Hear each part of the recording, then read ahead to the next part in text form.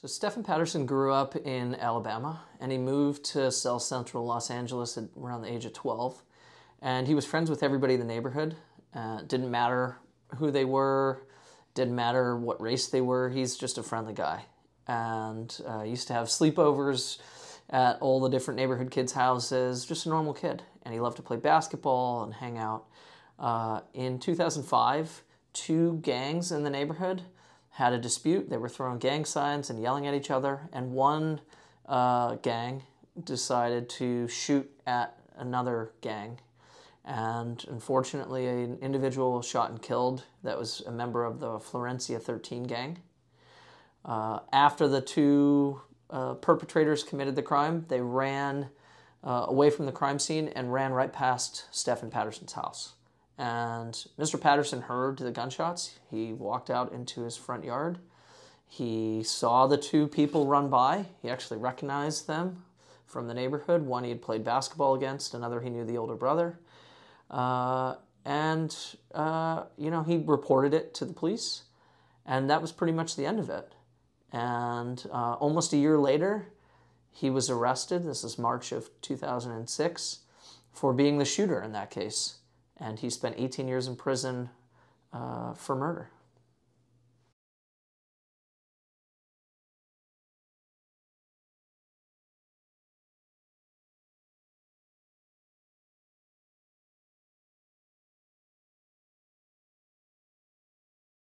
The entire prosecution case was based on one eyewitness identification, and that identification was shaky at best. It was a cross-racial identification, meaning the witness making the ID was of a different race than the person she was identifying, in this case, Mr. Patterson. And it was from a distance of about 200 feet. She was inside her house, peering between blinds.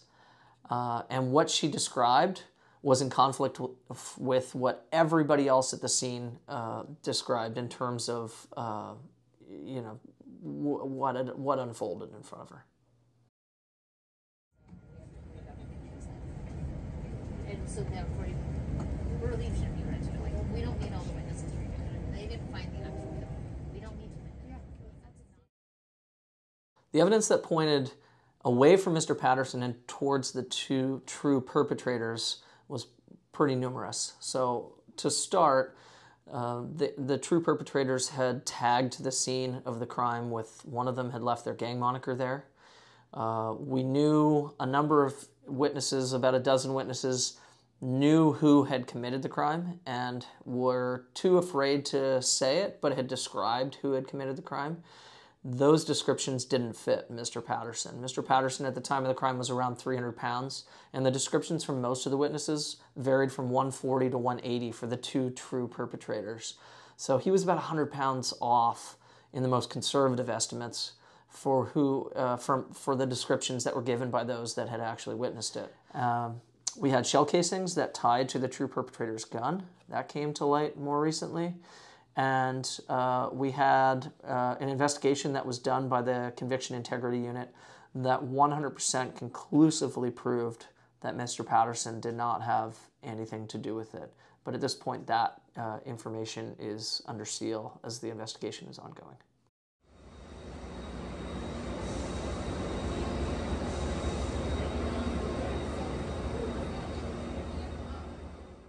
So we traveled up to LA early on the train, and quite a while ago I had made a presentation to the Los Angeles District Attorney's Conviction Integrity Unit, and they became our partner in this case.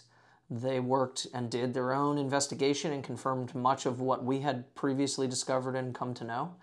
And so we worked together on this case, and then we worked together right up to the very end. So we went up to the DA's office and we used their space and got to meet and sit with some of the attorneys and investigators that had worked on this case and other cases that we've worked on with them, and used their space for a little bit. And it was actually great to get to know them a little bit better and give us an opportunity to talk to them about some of our other cases.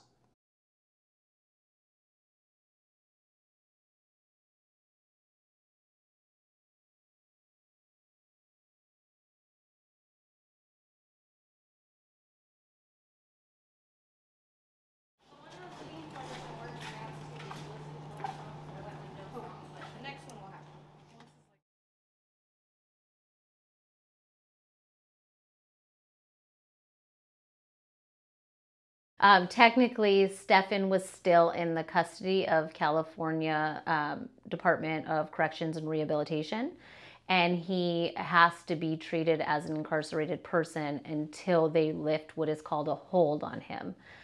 So because Los Angeles County sheriffs brought him down from CDCR, that didn't mean anything until the judge signs the order that says he's been exonerated and his conviction has been reversed. And then that order has to get sent to CDCR so they can check their system to make sure there's no additional holds on him. Let's say he has a conviction or a crime pending in another state, they would extradite him to that state. And so the formality is just to make sure you're not releasing somebody who has penal consequences somewhere else.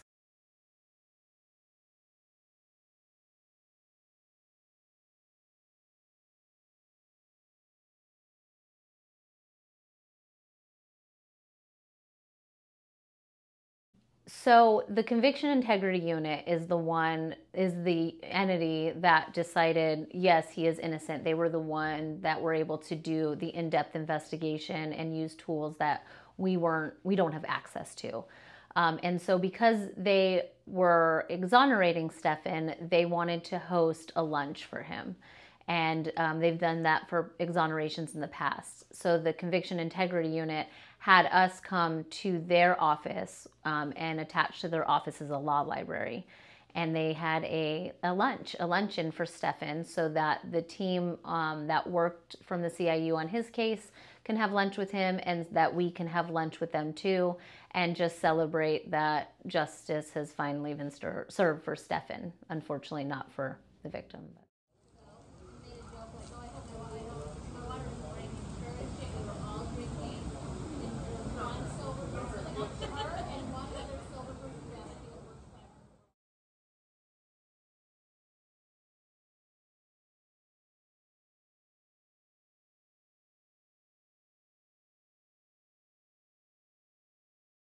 Yeah, Stephen was very nervous. You can tell in the moments leading up to the actual hearing, where again, most of us can tell him that we were 99% sure that this was going to happen. And we read him the habeas petition and, told him all of the findings that were found and how he has a really strong case. But I did have an opportunity to sit with Stephen, and he was explaining how he has waited very long for this date, and until he kind of heard it come out of Judge Ryan's mouth himself, anything was still possible. And so it was not going to become a reality for him until he heard it from the judge himself. Do you know what you're kind of feeling nervous about? Just I know that this is a process, and I know that it's not a process that is 100%, but I feel 100% now, just with all that's going on, and so I'm truly grateful. All right. Well, I've read the habeas with you, and I know we've gone over it together. You got a lot of good stuff in there, so yes, ma'am. We are very confident. How long would you say you've been waiting for this? I've been waiting for this for 19 years. I've been waiting for this for 19 years, and it's been a long time coming. Me, but more so my mother. It's taking a child at any extent is harsh on the mother. So, yeah, I've been waiting on this for 19 years, and I'm very excited. And have you been speaking to your mom these last few days? I have, okay. And she's excited and a little overwhelmed, but she's excited. Good. And what are you looking forward to? What do you miss most? I miss my freedom. I'm looking forward to being free and spending time in society. Awesome. Thank you. No problem. We just got the door. We have to go right now. Okay.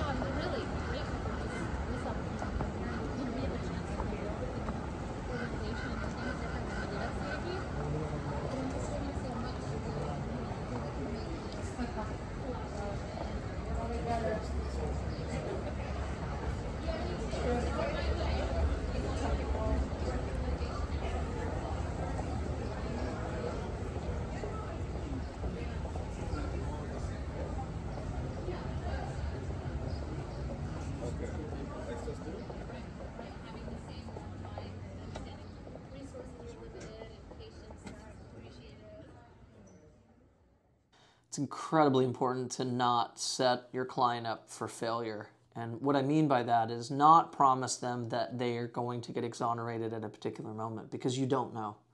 It's not up to you as the innocence lawyer. It's not even up to the DA in many circumstances as to whether a person gets exonerated. The final call comes from the judge. And in this particular case, you can only tell your client as much as you know, but also advise them that there have been issues in the past where there's been a hold from CDCR, or there's been, some hesitation from a judge to make a decision.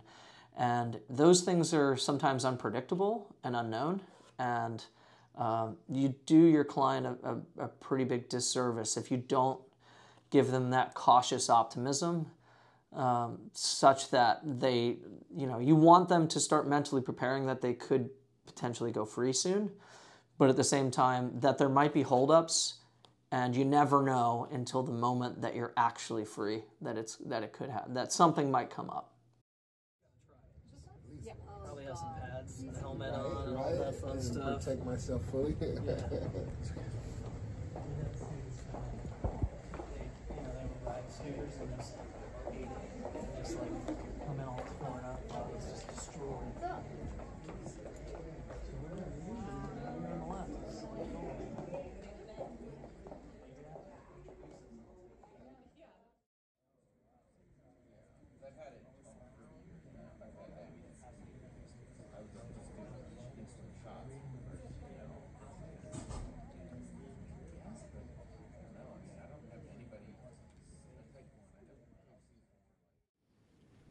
On August 9 of 2007, a jury convicted Mr. Patterson of first-degree murder and sentenced him to prison for 50 years to life for a murder that we now know he did not convict.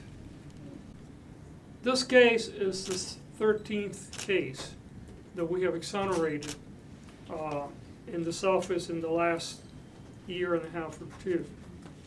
Collectively, we have almost 300 years of wrongful incarceration. And I think it's important that we take a moment to think of what the implications of this are.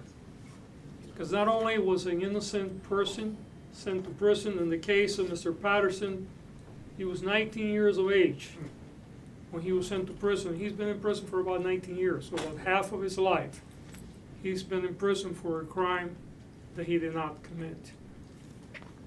When we convict the wrong person, we also know that whoever caused harm is still free. These are difficult moments, and I want to also express my deepest sympathy for the family of our victim, in this case, Mr. Oliva. They have not gotten closure. They have certainly not gotten accountability. But it's important to understand that by convicting the wrong person, we're not giving them closure either.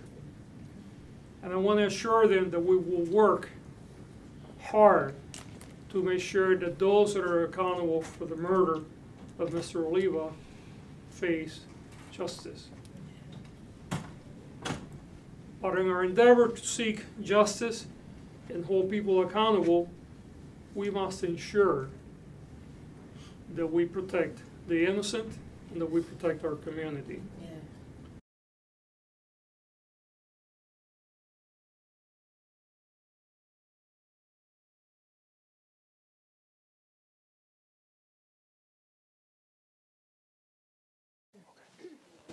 Thank you. I want to thank Martha Carrillo and Gascon for their hard work. From what I've been able to see, it's more difficult than people think. It's not an easy task. And for my attorneys with the Innocence Center, Mike was resilient, and he's relentless, and he didn't stop. And I can't do nothing but be eternally grateful for that. I want to thank Mr. Hernandez and everything that he did. I want to thank my family for being here. This was a long time coming. I had a lot that I wanted to say today, especially for the people that's still waiting on their turn to be freed, who have been falsely in prison. But when I heard 300 years, it broke my spirit. That's a long time. And it's minorities, and it's overlooked. So I just want to tell the people who may be looking at this, that may be still holding on, hold until you can't hold no more. And don't forget you got your feet if you got to hold on with that. Because most of the times we let go. We have a form of discomfort, and sometimes our families don't always understand what incarcerated means. For the families that have families incarcerated, go see your loved one. They're part of your tribe. It's important. To my mother, man, I'm eternally grateful. My best friend, a person who's given me a second wind. I think every human being, when they leave their mother and father and they get a wife, they want to show their parent that they can survive in the world without them. I think that's the greatest gift, and I'm on my way. Yes. To my wife, who's been here with me, who's been resilient, who's been strong, who taught me how to appreciate black love. I appreciate you. And lastly, I'm going to turn it over to my attorney. My grandfather had a saying that I must say, and I hope it doesn't offend anyone. He used to tell me that a man could kill you, but he can't eat you. And I never knew what that meant until I realized through all these years, another human being can never take your existence and who you are as a person. Amen. It was almost done with me, and here I am standing today. Thank you so much. Amen.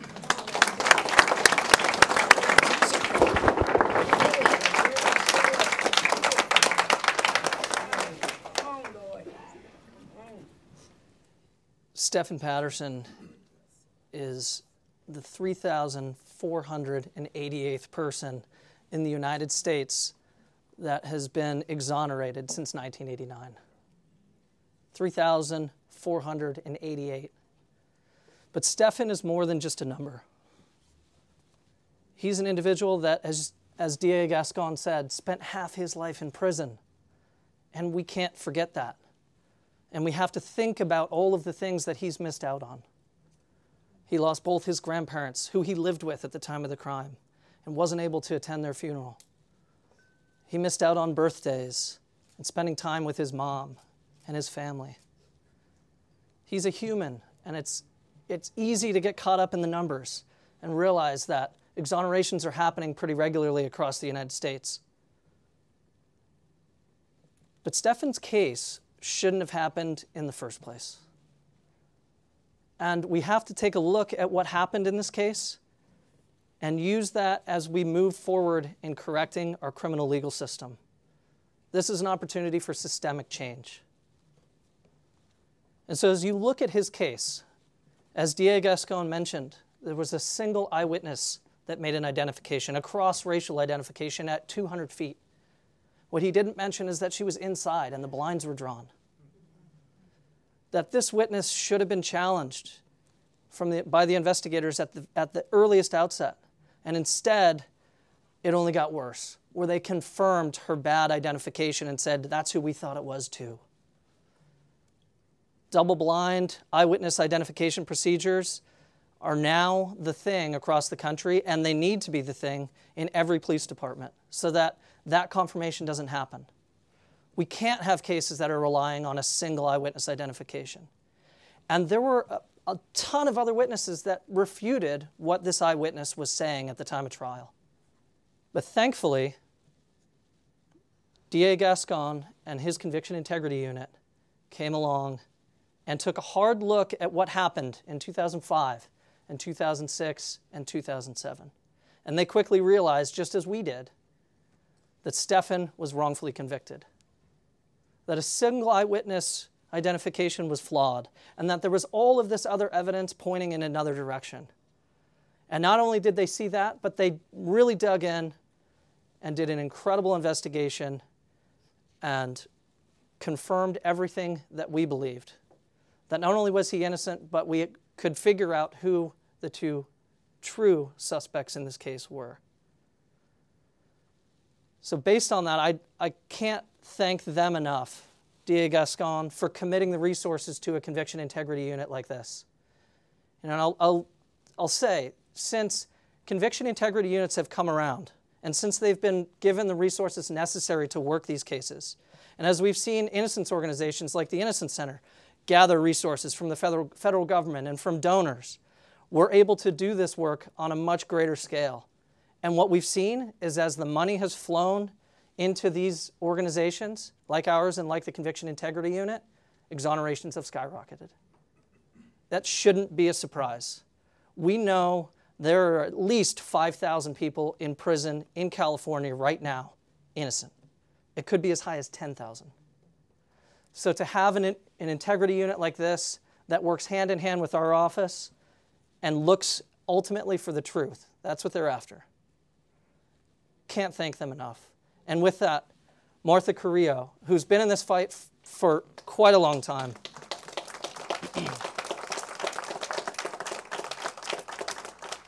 Martha has 13 exonerations just to herself.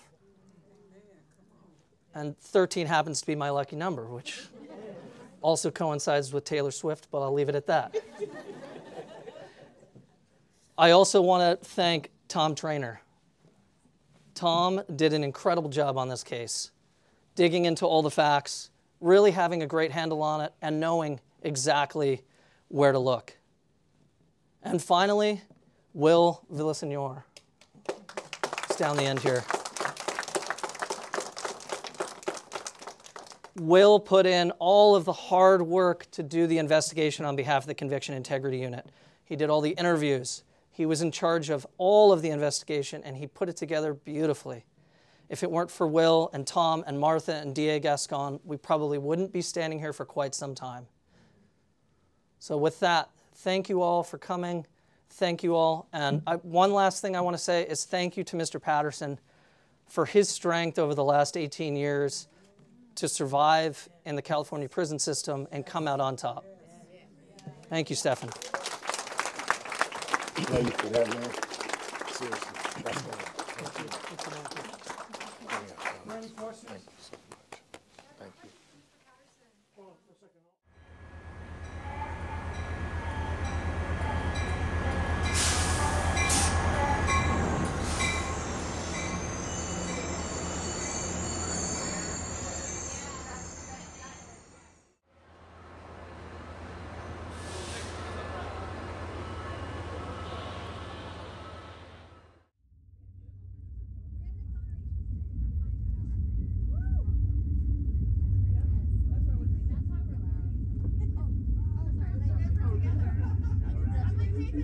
why we're loud.